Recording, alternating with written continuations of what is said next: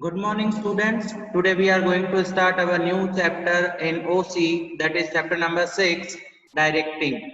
अब अभी तक हमने OC में जितने भी चैप्टर्स किए हैं उनमें हम लोगों ने मैनेजमेंट के जितने भी अलग अलग फंक्शंस हैं उनके बारे में डिटेल में स्टडी किया था। प्लानिंग के बारे में कि प्लानिंग जो है थिंकिंग प्रोसेस है, फिर हमने देखा ऑर्गेनाइजिंग क्या होता है, प्लानिंग में जो कुछ सोचा था उसको प्रैक्टिकली जब इम्प्लीमेंट किया जाता है तो उसको हम ऑर्गेनाइजिंग बोलते हैं। फिर ऑर्गेनाइजिंग के लिए हम जो अरेंजमेंट करते हैं उस अरेंजमेंट में हमको एम्प्लॉयज की जरूरत होती है, उसे हम स्टाफिंग बोलते हैं। और स्टाफिंग में जैसा हमने सोचा है वैसा ही काम हमारे वर्कर करें उसको हम कंट्रोलिंग बोलते हैं। तो इस चैप्टर में हम देखेंगे कि हम चाहते हैं कि जैसा हमने प्लानिंग में डिसाइड किया है, जैसा हमने सोचा है और जैसे हमने इंस्ट्रक्शंस दिए हैं वर्कर उसी हिसाब से कामकाज करना चाहिए। तो उसके लिए जरूरी है कि हम वर्कर को गाइडेंस दें, प्रॉपर नॉलेज दें, प्रॉपर टाइम टू टाइम उसको अप टू डेट ट्रेनिंग दें और साथ साथ में अगर उसको कोई कंफ्यूजन है तो उसके प्रॉब्लम्स और कंफ्यूजन को सॉल्व किया जाए। तो ये सब चीजें अपन देखेंगे इस चैप्टर में। Our new chapter, chapter number 6, directing. अब डायरेक्टिंग का सबसे पहले हम मीनिंग देखते हैं। तो function of direction and providing guidance to the business unit is like making a strategy for the war. जैसे किसी बड़े जंग के लिए, लड़ाई के लिए कोई स्पेशल मेथड और पॉलिसी बनानी पड़ती है, कोई स्पेशल आइडिया यूज करना पड़ता है, उसी तरीके से मैनेजमेंट फंक्शंस को स्मूथली रन करने के लिए एक स्पेशल स्ट्रेटेजी बनानी पड़ती है जिसको हम डायरेक्शन बोल सकते हैं। So it includes tools, material and use of manpower. Manpower मतलब हमारे workers, हमारे employees. The points at which special efforts are to be concentrated, the matter of complexity of economy and continuity of business should be considered. Whereas it also include moral and formal responsibilities of giving order. Direction का बस खाली ये simple meaning नहीं है कि हमने worker को बोल दिया कि भाई तुझे 8 बजे पहुंच जाना है और अपना काम शुरू कर देना है, लेकिन डायरेक्शन का ये भी मीनिंग है कि उसको 8 बजे आके और सबसे पहले कौन सा काम करना है, काम की शुरुआत कैसे करनी है, उसमें कौन कौन सी प्रॉब्लम आ सकती है, उन प्रॉब्लम्स को कैसे सॉल्व करना है, कौन कौन सी गलतियां हो सकती है और उन गलतियों से कैसे बचना है, ये सब चीजें समझाना, किसी को डायरेक्शन दिखाना, किसी को रास्ता दिखाना, गाइडेंस देना, उसको हम बोलते हैं डायरेक्टिंग। तो डायरेक्टिंग के मीनिंग पे आते हैं हम। In general terms direction means to guide the worker, worker को गाइडेंस देना, make them aware of the work, उनको काम के बारे में अवेयरनेस करना, उनमें सुपरवाइज देम, उनको सिखाना, अच्छी तरह से गाइडेंस देना, and to maintain their enthusiasm, और उनका जो काम करने की उनकी लगन है, उनकी विलिंगनेस है, उस विलिंगनेस को मेंटेन करना, मतलब कम नहीं होनी चाहिए, विलिंगनेस बढ़नी चाहिए और ज्यादा काम करने का जोश उनमें आना चाहिए, उसको हम बोलते हैं directing. Guidance given to the worker for the accomplishment of objective is direction. According to Koontz O'Donnell, अब ओडोनेल ने क्या बोला है, direction is the executive function of guiding and observing subordinates. हमको क्या बताया गया है ओडोनेल ने कि डायरेक्शन क्या है, direction is the executive function. Executive का मतलब क्या होता है, इम्प्लीमेंटेशन। फिजिकली जब हम किसी सोचे हुए काम को इम्प्लीमेंट करना शुरू करते हैं उसको एग्जीक्यूशन बोलते हैं। तो एग्जीक्यूटिव फंक्शन है ये। किस चीज का एग्जीक्यूटिव फंक्शन है, guiding and observing subordinates. Subordinates कौन होते हैं, जो हमारे अंडर में काम कर रहे हैं। जैसे मैनेजर है, मैनेजर के अंडर में काम कर रहा है क्लर्क, तो क्लर्क उसका सबॉर्डिनेट हुआ। तो मैनेजर क्या करेगा, उसको गाइडेंस देगा और फिर बाद में उसका ऑब्जर्वेशन भी करेगा कि क्लर्क बरोबर काम कर रहा है या नहीं कर रहा है। तो direction is that function of management which gives orders and supervise the subordinate for the accomplishment of predetermined objective. Direction क्या है, फंक्शन ऑफ मैनेजमेंट, मैनेजमेंट का एक फंक्शन है। कौन सा फंक्शन है, क्या काम करता है ये फंक्शन, गिव्स ऑर्डर्स, ये ऑर्डर देता है। किसको ऑर्डर देगा, वर्कर्स को ऑर्डर देगा, एम्प्लॉयज को ऑर्डर देगा। और क्या करता है, ऑर्डर देने के बाद supervise is the subordinate. Supervise का मतलब सुपरविजन में बहुत सारी चीजें इंक्लूड होती है, ऑब्जर्वेशन भी आ जाता है, वर्कर की मिस्टेक्स को रेक्टिफाई करना भी आ जाता है, वर्कर को कोई प्रॉब्लम है तो उसको सॉल्व करना भी सुपरविजन के अंदर इंक्लूड होता है।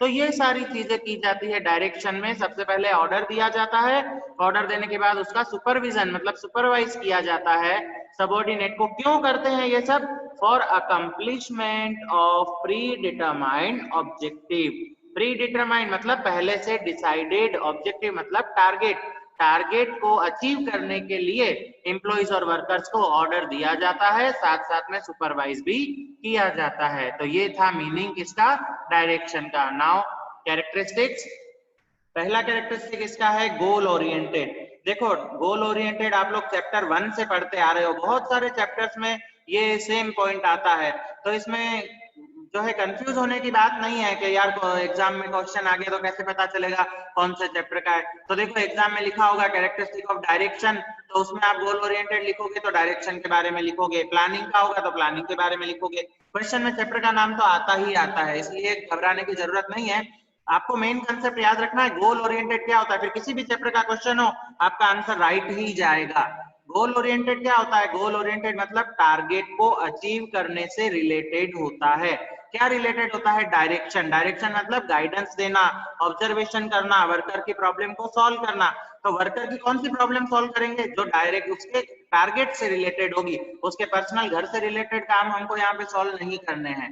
तो गोल ओरिएंटेड एक्टिविटी है डायरेक्शन। जैसे हमको डायरेक्शन दिया जाता है कि भाई इतनी तारीख से जो है बच्चों के हाफ ईयरली एग्जाम लेने, तो इस डेट तक आपको क्वेश्चन पेपर बनाना है, क्वेश्चन पेपर इस तरीके का होना चाहिए, उसमें ये मिस्टेक नहीं होनी चाहिए, फिर उसके बाद इस फलानी डेट पे बच्चों से पेपर कलेक्ट करने हैं, फिर इतनी डेट तक उनको चेक करके रिजल्ट बनाना है। तो हम जितना भी काम करेंगे वो कौन से टारगेट को ध्यान में रख के करेंगे कि बच्चों का रिजल्ट अच्छे से अच्छा होना चाहिए। क्वेश्चन पेपर भी बनाएंगे, पेपर चेकिंग भी करेंगे, रिजल्ट भी बनाएंगे, सब काम जितनी भी एक्टिविटीज है वो किसको सेंटर में रखा हमने, रिजल्ट को, वो हमारा टारगेट है। तो बिजनेस में भी हमारा टारगेट होता है प्रॉफिट का, बिजनेस को एक्सपांड करने का टारगेट होता है। तो उस टारगेट को अचीव करने के लिए जो डायरेक्शन या गाइडेंस दिया जाता है, वर्कर को मोटिवेट किया जाता है कि भाई तुम लोग अचीव कर सकते हो, अपने एफर्ट्स पुट करो और अपने टारगेट को अचीव करो। तो डायरेक्शन क्या है, गोल ओरिएंटेड एक्टिविटी है। फिर हमको सेकंड कैरेक्टरिस्टिक बताया है फंक्शन एट एवरी लेवल। देखो डायरेक्शन हर लेवल पे जरूरी है, हमने देखा था 3 लेवल होते हैं, top level, mid level and bottom level. Top level पे जब पॉलिसी डिसीजंस लेने होते हैं या फिर प्लानिंग करनी होती है लॉन्ग टर्म, तो उसमें भी गाइडेंस की जरूरत पड़ती है। साथ साथ में मिड लेवल पे इंस्ट्रक्शन ऑर्डर के लिए, बॉटम लेवल पे ऑपरेशनल लेवल के लिए, प्रोडक्शन के लिए, वर्कर को समझाने के लिए, मतलब टॉप लेवल पे भी चाहिए, मिड लेवल पे भी चाहिए और बॉटम लेवल पे भी डायरेक्शन की जरूरत होती है। So direction is the function of management at all levels. Top level manager direct departmental officer regarding target, policy, administrative matter. In the same manner at the bottom level, supervisor give order and instruction to the foreman and jobber, while jobbers and foremen direct the workers working under their control. Thus direction moves from top level to bottom level. फिर आता है continuous process. Continuous हम किसको बोलते हैं, जो कभी भी रुकता नहीं है, जिसका फ्लो हमेशा चालू ही रहता है। तो डायरेक्शन कैसा प्रोसेस है, कंटिन्यूअस है। क्यों कंटिन्यूअस है, क्योंकि हमने एक टारगेट डिसाइड किया, उस टारगेट के रिलेटेड हमने डायरेक्शन अपने वर्कर को दिया, अपने वर्कर को हमने जो है गाइडेंस प्रोवाइड किया। जैसे ही वो एक टारगेट अचीव हो गया, सेकंड टारगेट डिसाइड किया जाएगा और सेकंड टारगेट के लिए फिर से डायरेक्शन का काम शुरू कर दिया जाएगा। तो ये कैसा प्रोसेस है, कंटिन्यूअस है। जब तक हमारे टारगेट बनते रहेंगे तब तक गाइडेंस और सुपरविजन का काम, डायरेक्शन का काम चलता रहेगा। As long business activities will continue, the function of direction will also continue. जब तक बिजनेस चलेगा तब तक डायरेक्शन भी चलता रहेगा। Direction is provided to the employees regarding functions, procedure and interpretation of policy. Thus direction is a continuous process. फिर आता है observation of functions.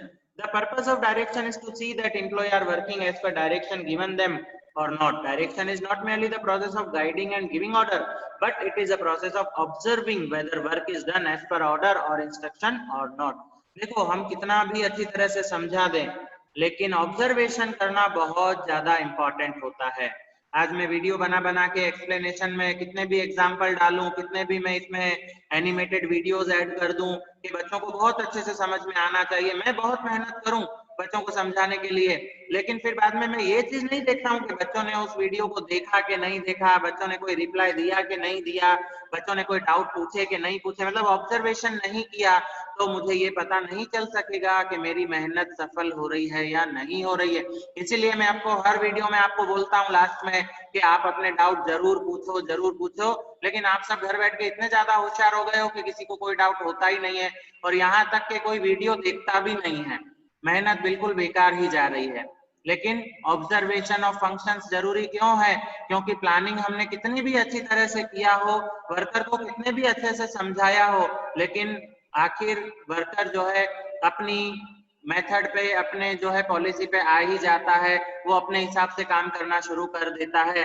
तो उस टाइम पे बार बार मैनेजर को, बार बार सुपरवाइजर को ऑब्जर्वेशन करना जरूरी होता है कि वो देखे कि वर्कर को हमने जो मेथड सिखाया है वो उस मेथड से काम कर रहा है या नहीं कर रहा है। क्योंकि ऑब्जर्वेशन अगर अच्छा नहीं होगा तो वर्कर और एम्प्लॉय की मिस्टेक्स को कभी फाइंड आउट नहीं किया जा सकेगा, और उन मिस्टेक और जो है गलतियों से जो है आगे जाके कंपनी को बहुत बड़ा लॉस हो सकता है। इसीलिए डायरेक्शन क्या है?